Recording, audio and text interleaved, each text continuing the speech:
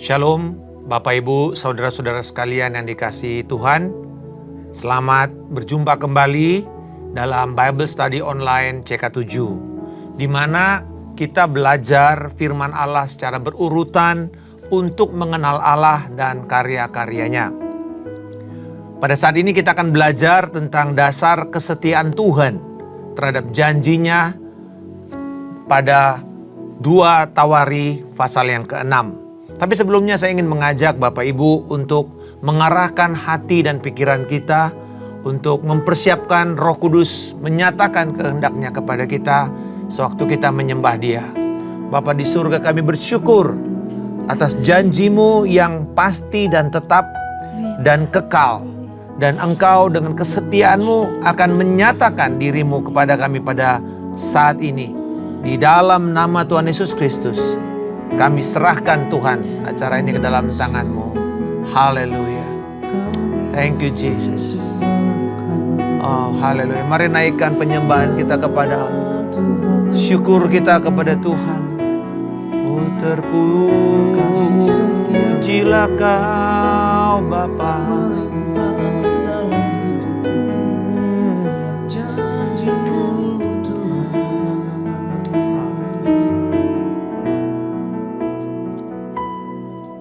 Ketika ku hadapi kehidupan ini, jalan mana yang harus ku pilih? Ku tahu ku tak mampu, ku tahu ku tak sanggup. Hanya Kau Tuhan tempat jawabanku. Ku pun tahu ku tak pernah sendiri, sebab Engkau Allah yang menggendongku. Tangan-Mu membelaiku, cinta-Mu memuaskanku. Kau mengangkatku ke tempat yang tinggi. Janji-Mu seperti fajar pagi hari, dan tiada pernah terlambat bersinar. Cinta-Mu seperti sungai yang mengalir, dan ku tahu betapa dalam kasih-Mu.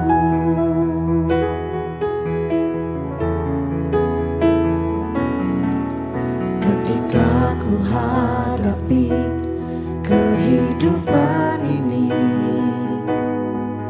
jalan mana yang harus ku pilih? Ku tahu ku tak mampu, ku tahu ku tak sanggup. Hanya Kau Tuhan tempat jawabanku. Pun tahu ku tak pernah sendiri, sebab Engkau Allah yang menggendongku. Tangan-Mu membelaiku, cinta-Mu memuaskanku. Kau mengangkatku ke tempat yang tinggi. Seperti fajar pagi hari, dan tiada pernah terlambat bersinar. Cinta-Mu seperti sungai yang mengalir, dan ku tahu betapa dalam kasih-Mu. Seperti fajar pagi hari, dan tiada pernah terlambat bersinar. Cinta-Mu seperti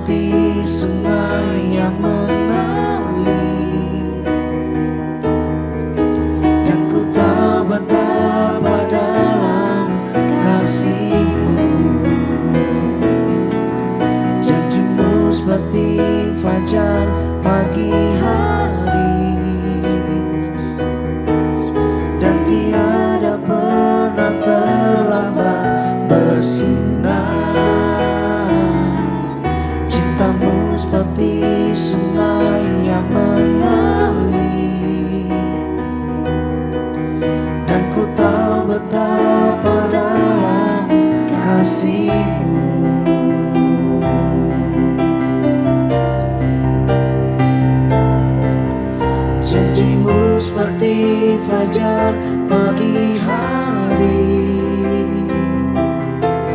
dan tiada pernah terlambat bersinar. Cintamu seperti sungai yang mengalir, dan ku tahu betapa dalam kasih-Mu, dan ku tahu betapa dalam kasih-Mu,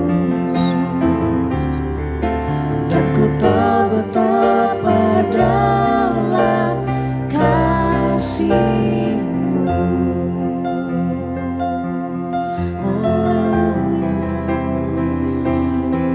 Janji-Mu Tuhan seperti fajar pagi, kasih-Mu tidak terbatas. Bahkan pada waktu kami mengalami kelemahan, kegagalan, kasih-Mu tidak pernah gagal.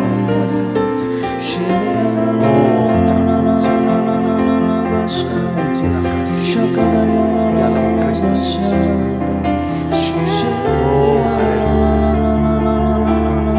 Pujilah Engkau Bapa.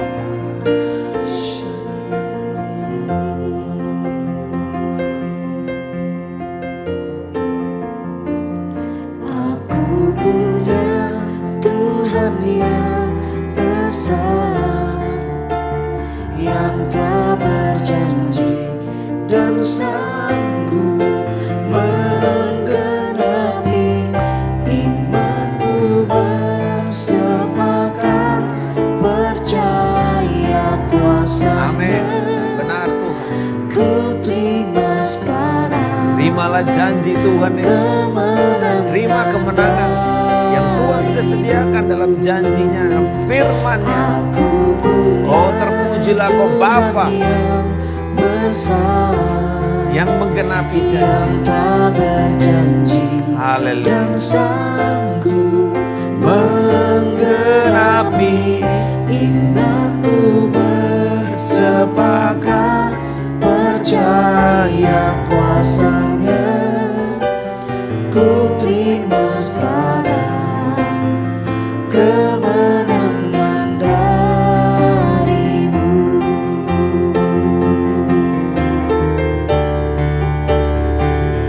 Aku punya Tuhan yang besar, yang telah berjanji dan sanggup menggenapi imanku, bersepakat percaya kuasa-Nya. Ku terima sekarang kemenangan dari-Mu. Aku punya Tuhan yang besar, yang telah berjanji dan sanggup menggenapi imanku, bersepakat percaya kuasa-Nya. Ku terima sekarang kemenangan dari-Mu. Ku terima sekarang, Amin. ku terima sekarang, ku terima sekarang kemenangan dari-Mu. Kami menerima kemenangan karena Engkau adalah Allah yang setia, yang berjanji, memelihara dan memegang janji-Mu itu dari keturunan sampai keturunan dan menggenapinya Tuhan. Sehingga nama-Mu dipermuliakan lewat umat-Mu yang menerima dan menjalani janji itu. Biarlah pada hari ini Roh Kudus, Engkau yang menyatakan kehendak-Mu yang sempurna kepada kami. Dan biarlah kami mengerti, memahami kebenaran firman-Mu ini. Dan di atas ini kami melakukannya dan nama-Mu dipermuliakan. Dalam nama Tuhan Yesus Kristus kami berdoa dan mengucap syukur. Amin. Bapak Ibu, saudara-saudara sekalian, kalau kita melihat di dalam 2 Tawarikh pasal yang ke-6, yang saya berharap sewaktu kita mengikuti pelajaran ini, kita sudah membaca lebih dahulu pasal di mana kita akan belajar. Dalam hal ini 2 Tawarikh pasal yang ke-6. Kalau kita melihat pertama bahwa 2 Tawarikh itu adalah satu kitab yang menyatu dengan 1 Tawarikh, karena di kitab aslinya itu adalah satu kitab. Dan di sini tujuan atau tema daripada Tawarikh yang ditulis oleh penulis Tawarikh setelah bangsa Israel keluar dari pembuangan, jadi kira-kira 350 atau 400 tahun sebelum Yesus Kristus datang. Dan disitulah mereka dipulihkan karena bait suci kemudian dipulihkan. Mereka mulai melihat akan pusat daripada kehidupan bangsa Israel itu adalah firman Allah dan bait suci. Dan semua struktur-struktur keimamatan yang ada di sana. Tetapi lebih juga karena ini berbicara tentang keturunan daripada Daud. Jadi Tawarikh itu sebenarnya berbicara tentang Daud, tahtanya, dan keturunannya, dan bagaimana Tuhan menggenapi itu di dalam bait sucinya. Saudara sekalian, setelah pembangunan bait suci diselesaikan oleh Salomo dan upacara penabisan bait suci dilakukan oleh para imam-imam, kita lihat di dalam pasal yang ke-5, penuhlah rumah itu dengan awan kemuliaan atau Shekinah glory, dan semua penyelenggaraan ibadah para imam-imam itu tersungkur. Dan peristiwa ini mengingatkan bangsa Israel akan peristiwa kemuliaan Allah yang menutupi bait kemah suci atau tabernakel yang sederhana di padang belantara. Tetapi kemuliaan yang sama juga ada di dalam kemegahan bait suci yang begitu hebat, yang jauh melampaui kemah suci. Dari sini kita melihat bahwa kehadiran Allah berdiam tidak didasarkan atas besar kecil mewah tidaknya tempat itu, tetapi karena janjinya untuk berdiam di tengah-tengah umatnya. Allah ingin dia ada di tengah-tengah umatnya. Allah ingin dirinya sendirilah identitas umatnya. Tentu dia memberikan gambaran itu dengan rumahnya, tempat kediamannya sekalipun. Kita tahu bahwa Salomo berdoa dan mengatakan tidak ada sebenarnya tempat yang paling megah sekalipun untuk bisa menjadi tempat peristirahatanmu. Tetapi Tuhan memilih, Tuhan berkenan. Kenapa? Nah, mari kita akan melihat apa yang didoakan oleh Salomo tentang janji Allah. Di dalam ayat yang ke-9 kita melihat Allah yang berjanji. Lalu kemudian yang kedua, ayat Allah yang mengingat atau memelihara janji-janjinya hingga turun-temurun. Di ayat 14, 15a dan 16. Lalu kemudian Allah yang menepati janjinya. Ayat 10 dan 15b. Jadi Allah yang berjanji, Allah yang mengingat atau memelihara janji-janjinya, dan Allah yang menggenapi janjinya. Kita lihat di sini bahwa Allah berjanji kepada Daud. Bahwa Daud punya keinginan membangun bait suci, tapi Tuhan mengatakan bahwa bukan kepada kamu, tetapi kepada anakmu lah nantinya engkau akan mendirikan bait suci itu. Dan dia yang akan menyelesaikannya. Tetapi dikatakan di sini ayat 10, Tuhan menepati janji yang diucapkannya. Mari kita lihat fokus kita di dalam ayat 14, 15. Sambil berkata, ini doa Salomo, ya Tuhan Allah Israel, tidak ada Allah seperti engkau di langit dan di bumi. Engkau memelihara perjanjian dan kasih setia kepada hamba-hambamu yang dengan segenap hatinya hidup di hadapanmu. Engkau yang telah berpegang pada janjimu terhadap hambamu Daud, ayahku, dan yang telah menggenapi dengan tanganmu apa yang kau firmankan dengan mulutmu, seperti yang terjadi pada hari ini. Maka sekarang ya Tuhan, Allah Israel, peliharalah apa yang kau janjikan kepada hambamu Daud, ayahku, dengan berkata, keturunanmu takkan terputus di hadapanku dan tetap akan duduk di atas tahta kerajaan Israel. asal anak-anakmu tetap hidup menurut hukumku, sama seperti engkau hidup di hadapanku. Maka sekarang ya Tuhan Allah Israel, biarlah terbukti kebenaran firman-Mu yang telah kau ucapkan kepada hamba-Mu Daud. Allah berjanji akan menggenapi firman-Nya kepada Daud dan keturunannya pada waktu mereka hidup dalam ketaatan. Tetapi apa yang menjadi dasar Allah berjanji? Ada kata yang menarik di sini berkaitan dengan pemeliharaan janji Allah, yaitu kasih setia. Kasih setia. Ayat ini sebenarnya kata ini berasal dari kata Ibrani chesed. Chesed itu diterjemahkan sebagai kasih setia, kasih yang tidak pernah gagal, kasih Allah yang loyal kepada umatnya. Dan ayat ini atau kata ini tersebar 250 kali di sepanjang perjanjian lama. Dan selalu berkaitan dengan Allah dan bangsa Israel serta perjanjiannya. Chesed tidak bisa dibatalkan hanya karena satu pihak gagal, yaitu bangsa Israel, dalam memenuhi perjanjian Allah atau ikat janji, atau mereka gagal dalam ketaatan terhadap Allah. Karena Allah berjanji kepada dirinya sendiri. Sebagai tandanya di dalam ayat 11 dikatakan Allah menempatkan di sana tabut yang membuat atau memuat perjanjian yang telah diikat Tuhan dengan bangsa atau orang Israel. Jadi setiap kali mereka melihat tabut atau mengingat tentang tabut, mereka ingat tentang kesetiaan Tuhan terhadap perjanjiannya. Kalau terus kita melihat dan menyaksikan apa yang didoakan oleh Salomo tentang bait suci, karena di situ menjadi pusat dari kehidupan bangsa Israel di perjanjian lama, kembali ia bermohon kepada Tuhan untuk mengingat, memelihara dan menggenapi janji-janjinya.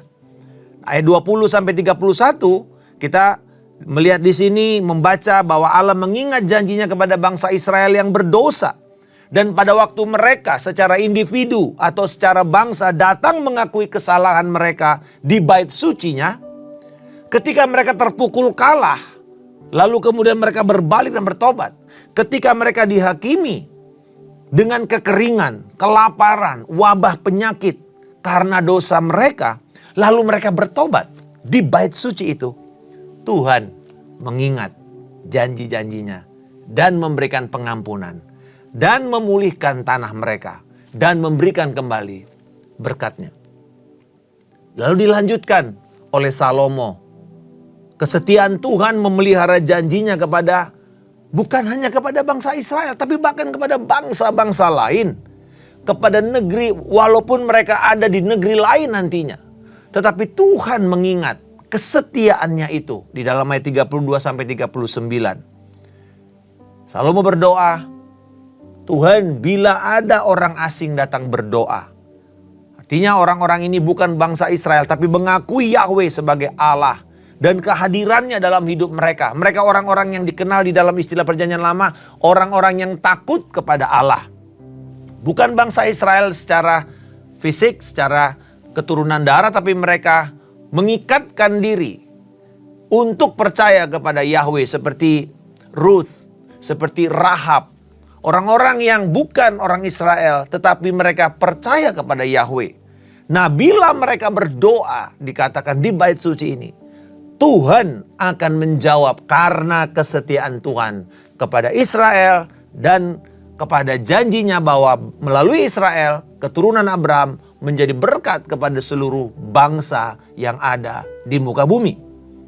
Bahkan ketika mereka berdoa dan Israel berperang dengan bangsa lain, Tuhan mengingat akan perjanjian mereka. Lalu Tuhan akan memberikan kemenangan. Itu sebabnya kita melihat dalam sejarah bangsa Israel, pada waktu mereka berseru dan menanyakan kepada Tuhan, Tuhan memberikan jalan, dan ketika mereka taat, Tuhan menjaminkan kemenangan kepada mereka.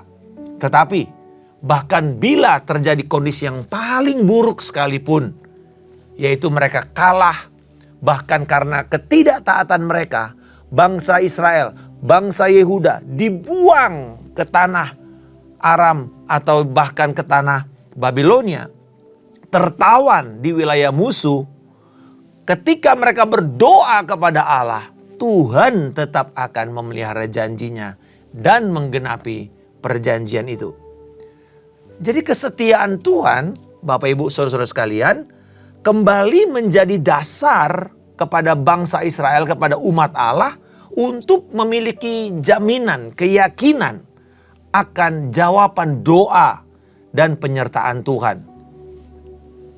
Doa Salomo ini ditutup pada ayat 40 sampai 42, di mana ia berdoa dengan 4 pokok doa ini. Pertama, dia berdoa untuk tempat perhentianmu, yaitu bait suci, tempat perhentian Allah, tempat Allah berdiam pada waktu itu. Dia berdoa supaya bait suci ini terus, Tuhan, hadirat-Mu ada di sana. Yang kedua, dia berdoa untuk para imam-imam, penyelenggara bait suci itu. Yang ketiga, dia berdoa untuk orang-orang yang dikasihi Tuhan. Orang-orang yang datang kepada bait suci. Datang di dalam perayaan, datang dalam ibadah, datang di dalam penyembahan. Tuhan berkati mereka. Lalu kemudian yang terakhir yaitu Salomo sebagai raja. Dan yang diurapi Tuhan. Kalau kita selalu mengingat membaca perjanjian lama, Bapak Ibu Saudara sekalian ingat ini. Bahwa terjadi yang namanya corporate anointing atau urapan korporat. Dan itu terjadi dimulai dari raja. Jadi bila rajanya benar, bila rajanya diurapi, bila rajanya dikenan Tuhan, seluruh bangsa akan diberkati. Tapi bila rajanya berontak, melakukan apa yang jahat di mata Allah, maka seluruh bangsa itu akan mengalami kutuk.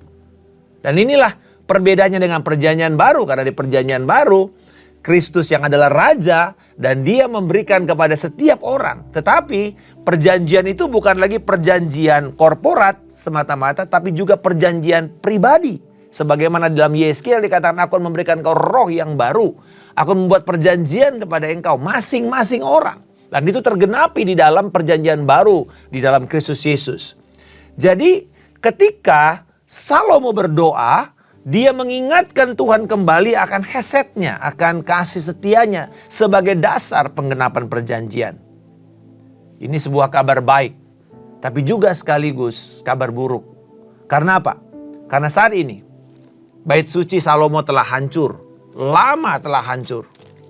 Tetapi kita bersyukur untuk janji kesetiaan Allah yang tidak pernah berakhir. Seperti yang tadi kita nyanyikan, janji itu seperti fajar. Kita nggak perlu mereka-reka besok matahari akan terbit apa tidak ya. Kecuali penghakiman Allah datang dan matahari sudah hancur. Tapi kalau tidak, kita pasti tahu. Sadar tidak sadar, kita melihat matahari, kita tahu bahwa Tuhan berjanji dan Tuhan setia. Sebagai umat perjanjian baru, perjanjian Tuhan tetap berlaku di dalam Kristus yang adalah penggenapan janji itu. Dan hari ini, bait suci tempat kediaman, tempat perhentian Allah adalah setiap orang percaya yang percaya kepada Kristus Yesus. Dikatakan bahwa kita adalah bait suci tempat kediaman Roh Kudus. Tuhan yang telah menebus dan menyucikan hidup kita ini, serta memberikan kepada kita pengampunan dosa. Sehingga kita sebenarnya tidak punya alasan untuk tidak berdoa. Tidak punya alasan untuk tidak setia mengingat dan mengklaim janji-janji Allah. Karena kita tidak perlu cari-cari kemana. Bait suci itu ada di dalam diri kita. Allah menetapkan dirinya, memutuskan untuk dia berdiam di dalam kita. Dengan memberikan Roh Kudus kepada kita pada waktu kita menerima Yesus Kristus sebagai Tuhan dan Juru Selamat. Pada hari ini, biarlah sewaktu kita nanti akan tidur malam, kita mengingat akan janji-janji Tuhan. Dan kita mengingat akan kesetiaannya. Apa jaminan kita untuk berpegang teguh kepada janji Allah? Apakah karena kita sudah lama dalam kekristenan? Jawabannya bukan. Apakah karena kita sudah melayani? Lalu kita sangat yakin? Dan kalau kita belum melayani, kita belum yakin? Bukan juga. Seperti tadi, diibaratkan kemah suci, tabernakel yang sederhana, ataupun bait suci yang begitu megah. Bukan itu dasar Allah berdiam dengan kemuliaannya. Tapi karena Allah memilih untuk berdiam di dalam tempat itu. Hari ini kita adalah tempat kediaman Allah. Tempat kediaman Roh Kudus. Allah telah memilih untuk kita berdiam di sana.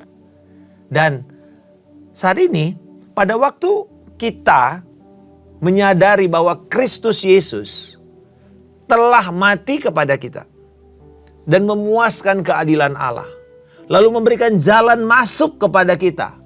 Dikatakan bahwa kita bisa dengan penuh keberanian menghampiri takhta Allah Bapa. Dengan satu jaminan, karena Kristus telah menjadi jalan kepada kita. Dia telah membuka akses dan dia menjadikan dirinya sebagai pertolongan kita pada waktunya. Sehingga bila sekalipun kita dalam keadaan yang paling buruk, kita gagal, kita dikalahkan, ingatlah saudara sekalian, Tuhan dengan kasih-Nya, dengan otoritas-Nya yang penuh dengan kuasa. Seperti kita katakan, aku punya Tuhan yang besar, yang sanggup mengalahkan segala sesuatu. Otoritas-Nya begitu besar. Di dalam firman-Nya, yakinlah bahwa Dia hadir di dalam hidup kita setiap hari.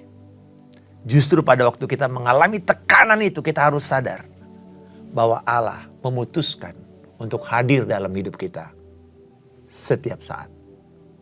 Bukan nanti, bukan kemarin semata-mata, tapi even sekarang ini.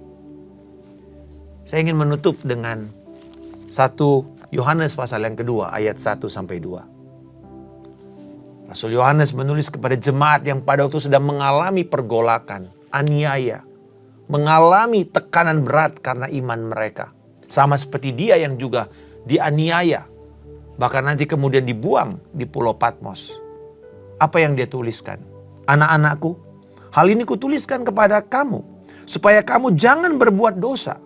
Namun, jika seorang berbuat dosa, kita mempunyai seorang pengantara kepada Bapa, yaitu Yesus Kristus yang adil. Dia adalah pendamaian untuk semua atau segala dosa kita. Dan bukan hanya untuk dosa kita saja, tetapi juga untuk dosa seluruh dunia. Walaupun Tuhan berjanji dan kesetiaan Tuhan itu kekal, tidak tergantung kepada performa kita. Tapi ingat, Alkitab mengatakan di sini, supaya kamu jangan lagi berbuat dosa kalau kamu sudah lahir baru. Jangan. Jadi bukan alasan untuk anugerah Allah itu kita gunakan dengan sembrono. Tidak. Dikatakan, kuduskan dirimu, jangan berbuat dosa lagi. Tetapi, jika seandainya kita gagal, jika seandainya kita berbuat dosa, kita punya satu jaminan. Seorang pengantara kita dengan Bapa, yaitu Yesus Kristus yang adil, yang benar. Artinya, Yesus dengan ketaatannya telah memenuhi semua tuntutan kebenaran Allah yang kita gagal di sana. Lalu ketika kita percaya kepada Kristus oleh karena iman kita kepada pekerjaannya, kepada pribadinya, maka kita dibenarkan. Kata dibenarkan adalah dideklarasikan benar secara status legal. Jadi bukan karena kita, tetapi karena kebenaran Allah itu diperhitungkan kepada kita. Kebenaran Kristus itu diperhitungkan kepada kita. Sehingga kita tidak perlu takut datang kepada Tuhan sekalipun kita sedang dalam kondisi gagal dan berdosa. Hanya perlu untuk kita bertobat, mengakui bahwa Dialah pendamaian kita. Bukan hanya untuk dosa kita saja. Ini kabar baiknya. Tapi untuk dosa semua manusia. Dengan demikian, saya mau mengajak kita semua pada saat ini. Jangan hanya berhenti menikmati kesetiaan terhadap janji Allah itu pada diri kita sendiri. Atau kepada pasangan, keluarga kita, orang-orang yang kita cintai sekitar kita. Tetapi, biarlah kita juga punya kesediaan untuk memberitakan kesetiaan Tuhan ini kepada seluruh manusia dengan mengabarkan Injil Yesus Kristus yang menyelamatkan dan mengubahkan setiap orang yang percaya kepadanya menjadi umat-umat pemenang. Haleluya. Kita berdoa. Bapa di surga, terima kasih. Engkau adalah Allah yang setia. Dan kesetiaan atas janjimu itu dari turun-temurun. Dan Yesus Kristus adalah pendamaian kami yang setia sampai pada akhirnya. Sehingga di dalam kebenarannya kami berdiri dan kami datang kepada Engkau.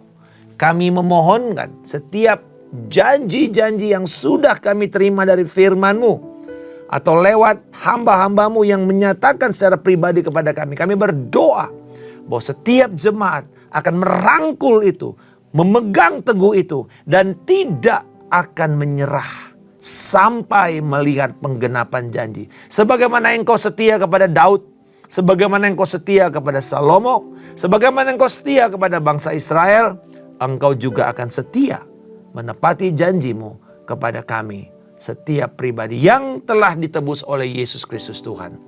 Dan tolong kami Tuhan, untuk memberitakan kesetiaan-Mu kepada setiap orang. Sehingga mereka akan datang dan mereka menyembah Tuhan, diubahkan dan menjadi pemenang-pemenang bagi kemuliaan Tuhan. Di dalam nama Tuhan Yesus Kristus kami telah berdoa dan mengucap syukur.